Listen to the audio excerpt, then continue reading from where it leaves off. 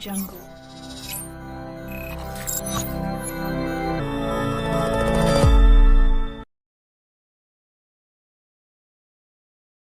Satu miliar pertama dari YouTube, mungkin nggak sih?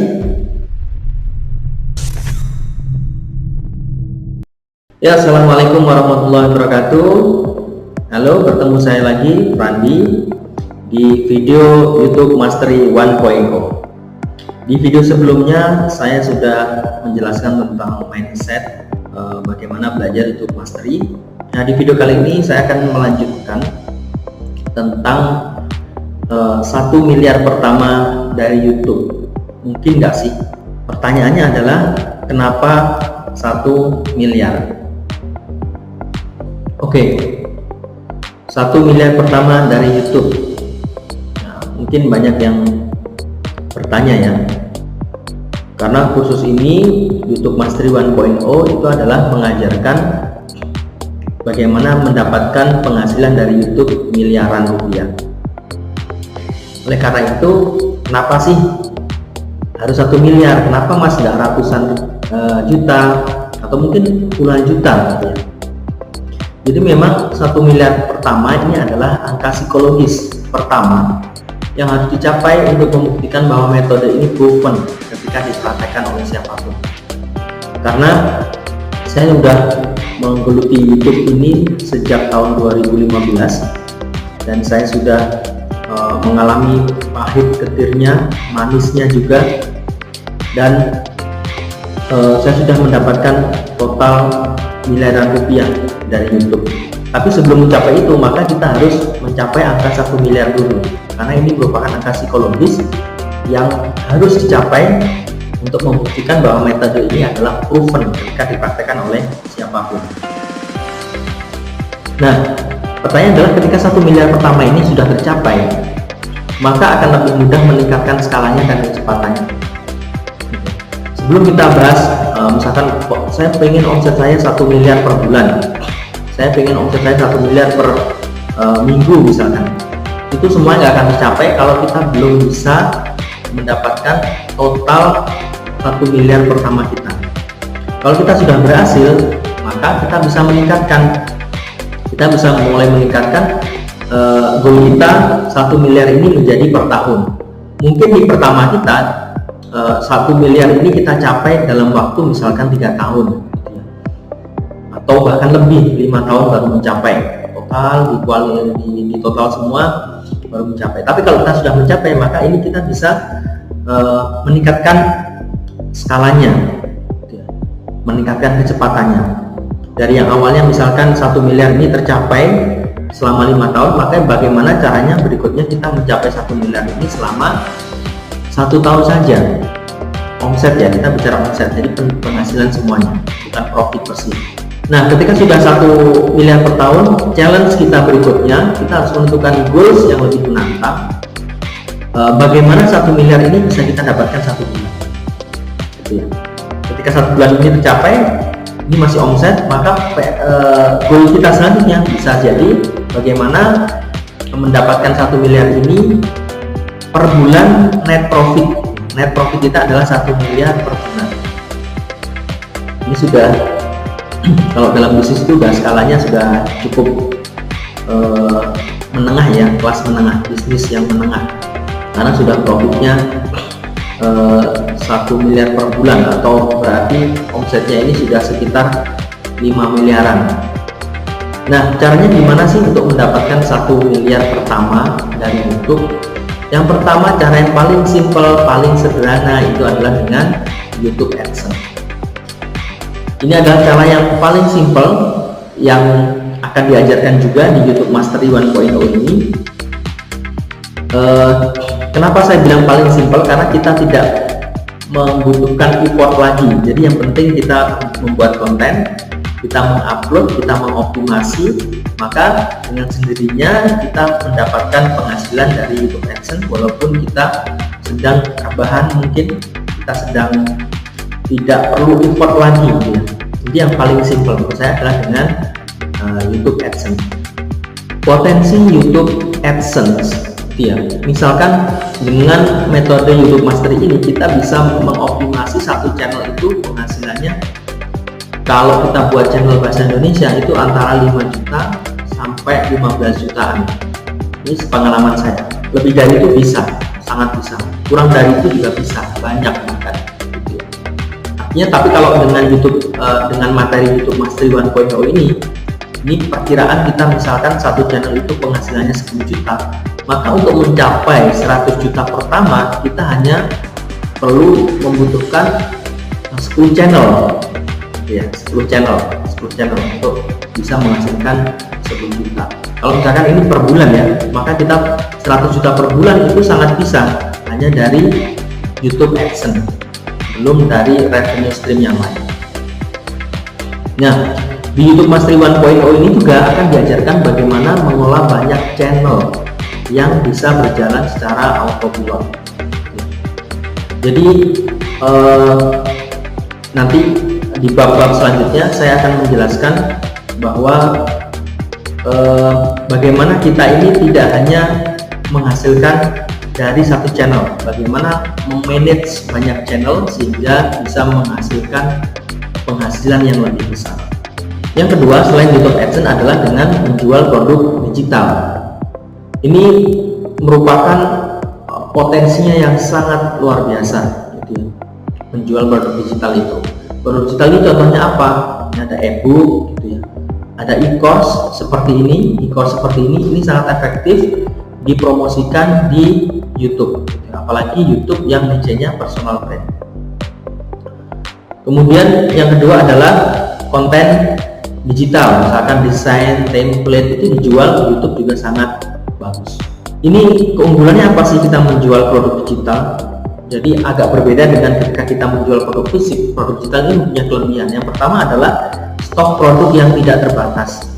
Nah, misalkan kita menjual e-course, kita mungkin modalnya di awal doang, tapi untuk menjual ke banyak orang ini stok kita selalu ready, biasanya selalu ready stok. Yang kedua adalah biaya produksi kecil, bahkan 0 rupiah. Kenapa saya bilang kecil? Karena untuk ketika kita menjual di konsumen yang lain itu kita nggak perlu produksi lagi, menjual ke satu orang, menjual produk digital ke satu orang sama ke 100 orang sama 1000 orang itu importnya sama, biaya produksinya sama. Itulah keunggulan dari produk digital. Kemudian ketiga adalah sistem transaksi bisa berjalan otomatis. Nah, ini juga bisa. Kalau misalkan produk fisik itu harus ketika konfirmasi pembayaran ada yang transfer, kemudian kita cek udah konfirmasi pembayaran, maka kita perlu siapkan barangnya, kita packing, kemudian kita antar ke kurir harus ngambil dan segala macam si proses. Tapi kalau dengan sistem produk digital ini kita bisa berjalan otomatis. Kita set orang yang sudah beli, orang kemudian sudah melakukan pembayaran, maka dia otomatis langsung mendapatkan produknya melalui email, langsung membuat nomor area dan lain-lain. Yang ketiga adalah jangkauan pasar menjadi sangat luas. Kenapa sangat luas? Karena ini produk digital, jadi dia bisa menjangkau, bisa dikirim di belahan bumi manapun asalkan ada internet. Bisa diakses, bisa jangkau dimanapun dia berada asal punya akses internet. Sedangkan kalau produk fisik kadang terkendala pengiriman, kalau antar negara ada biaya cukai dan lain-lain, sehingga jangkauannya bisa jadi terbatas. Tapi kalau produk digital ini kita bisa menjual kepada semua orang di belahan bumi manapun asal mempunyai koneksi internet. Dan yang kelima adalah tidak ada biaya penyimpanan dan risiko barang rusak. Benar, ini salah satu keunggulan menjual produk digital. Jadi kita nggak ada biaya penyimpanan ya, nggak ada biaya gudang. Kalau produk fisik kita harus menyiapkan gudang yang banyak. Misalkan semakin besar kapasitas produksi kita, semakin besar omset kita, penjualan kita, maka kita makin membutuhkan uang, membutuhkan gudang yang semakin besar. Dan belum lagi ada resiko barang rusak kalau kita jualan produk fisik. Sedangkan produk digital ini kecil, bahkan hampir tidak ada resiko barang rusak. Nah, potensi penjualan produk digital ini sangat besar. Contohnya, kita menjual e-course. kita dengan strategi marketing yang tepat, kita berhasil menjual 1000 e-course. Harga per e-course-nya kita jual 500.000, maka kita sudah jelas mendapatkan 500 juta. Kemudian e-book misalkan kita jual harga per pieces-nya 50.000 aja, yang murah-murahan, yang beli 2.000 karena murah, maka potensi penghasilannya 100 juta. Konten digital misalkan penjualannya 1.000, harganya lebih murah daripada e-book 30.000, itu dapat 30 juta.